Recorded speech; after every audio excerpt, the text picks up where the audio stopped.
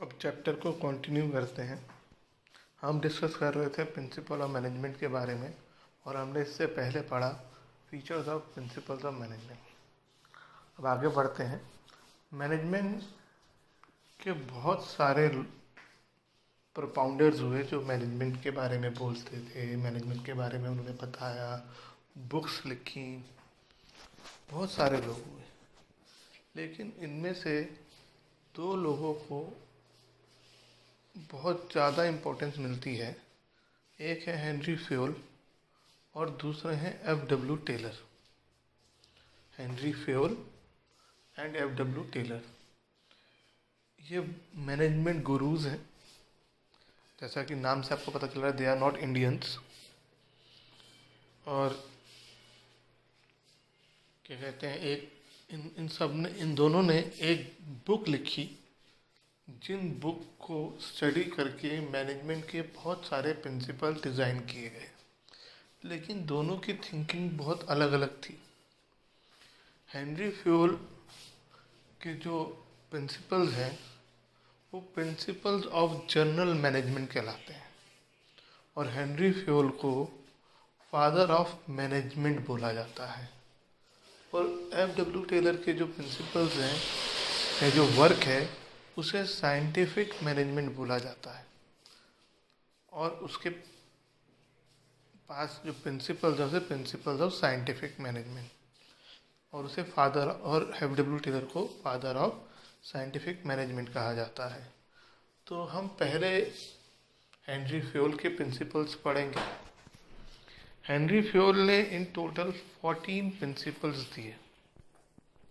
तो मैं एक एक करके इनका नाम बताऊंगा आपको और इनका एक्सप्लेनेशन डिस्कस करेंगे। Fayol's principle, Henry Fayol. इसका सबसे पहला प्रिंसिपल है डिवीज़न ऑफ वर्क। अगर इसका हम हिंदी में मतलब समझें तो काम को बांटना। हेनरी फ्योल का ये मानना था कि एक बिजनेस में काम करते वक्त वर्कर को बहुत सारे काम करने पड़ते हैं एंड एक आदमी वो सारे काम नहीं कर सकता। Person can not be specialise in more than one activity. एक आदमी सिर्फ एक ही काम कर सकता है, उसमें ही स्पेशलाइज हो सकता है। तो अगर हम एक काम जो है, बहुत सारे काम एक ही जने को दे देंगे तो क्योंकि वो सभी कामों में स्पेशलाइज नहीं है, तो जिस काम में स्पेशलाइज है वो तो वो सही करेगा, लेकिन जिस काम में वो स्पेशलाइज नहीं है उसमें वो गलतियाँ करेगा। तो हेनरी फ्योल का यह मानना था कि काम को छोटे छोटे पार्ट्स में डिवाइड करके और उस काम को एम्प्लॉयज़ में उनकी स्पेशलाइजेशन के हिसाब से बांट देना चाहिए, ताकि हर एक पर्सन अपनी स्पेशलाइजेशन के हिसाब से काम करे, कोई वेस्टेज ना हो।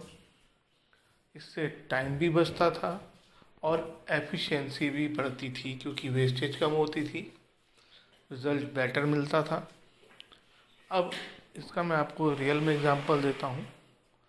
बहुत से आपने जोक्स पढ़े होंगे फेसबुक पे, जिसमें ये कहा जाता है कि जब एक टीचर पांचों सब्जेक्ट नहीं पढ़ा सकता तो एक बच्चा पांचों सब्जेक्ट क्यों पढ़े। तो इसका जवाब हेनरी फ्योल का डिवीज़न ऑफ वर्क है कि अगर एक ही टीचर को पांचों सब्जेक्ट पढ़ाने के लिए रख लिया जाए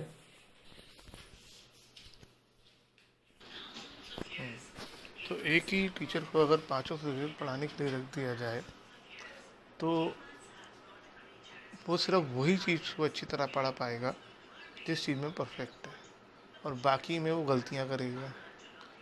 तो क्यों ना इस तरह से काम डिवाइड कर। दूसरी बात, अगर वो जैसे फॉर एग्जांपल मैं पांचों पीरियड आपकी क्लास में रहूँ तो पहले ही दो सब्जेक्ट पढ़ाता हूँ, सारे सब्जेक्ट्स ही मैं पढ़ाऊँगा, तो मेरी एफिशिएंसी भी गिरेगी और आपका भी पढ़ने में मन नहीं लगेगा।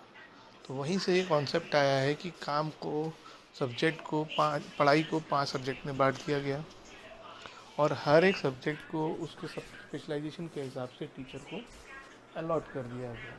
इससे पर्सन की एफिशिएंसी भी बढ़ती है और रिज़ल्ट भी अच्छा मिलता है, क्योंकि हर एक पर्सन जो जिस चीज़ में स्पेशलाइज होता है वो वही काम कर रहा होता है। नेक्स्ट प्रिंसिपल है अथॉरिटी एंड रिस्पॉन्सिबिलिटी। इस प्रिंसिपल को समझने के लिए पहले आपको इन दो वर्ड का मतलब पता होना ज़रूरी है कि अथॉरिटी क्या है और रिस्पॉन्सिबिलिटी क्या है। अथॉरिटी का मतलब होता है power to take decision and responsibility means work assigned. क्या मतलब हुआ? अथॉरिटी का मतलब है कि हम कोई भी डिसीजन लेने की हमारे पास कितनी पावर है, और रिस्पॉन्सिबिलिटी का मतलब है मुझे दिया गया काम।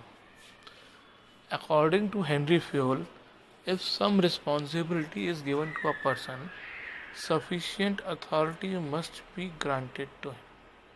हेनरी फ्योल का ये कहना था कि अगर आपको किसी को रिस्पॉन्सिबिलिटी देनी है, कोई काम देना है, तो उस काम को पूरा करने के लिए पूरी अथॉरिटी भी देनी चाहिए।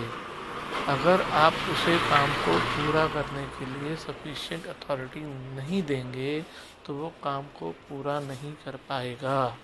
अगर मैं एक पर्सन को क्लास टीचर बना देता हूँ, लेकिन उसको अथॉरिटी नहीं देता हूँ कि वो उस क्लास के साथ इंटरेक्ट कर सके, उस क्लास के बच्चों को काम दे सके, तो ऐसे में उसको क्लास टीचर बनाने का कोई फ़ायदा नहीं है। अगर मैं किसी बच्चे को क्लास मॉनिटर बनाता हूँ तो उसको उस मॉनिटर से रिलेटेड अथॉरिटी भी देनी ज़रूरी है कि वो एज अ मॉनिटर क्या क्या काम करेगा। तो उस हिसाब से अगर उसे मैं काम दे दूँ कि भाई तुम मेरी क्लास की अटेंडेंस लोगे, लेकिन मैं उसे अटेंडेंस रजिस्टर को हाथ लगाने की परमिशन ना दूँ, तो वो कैसे अटेंडेंस दे पाएगा।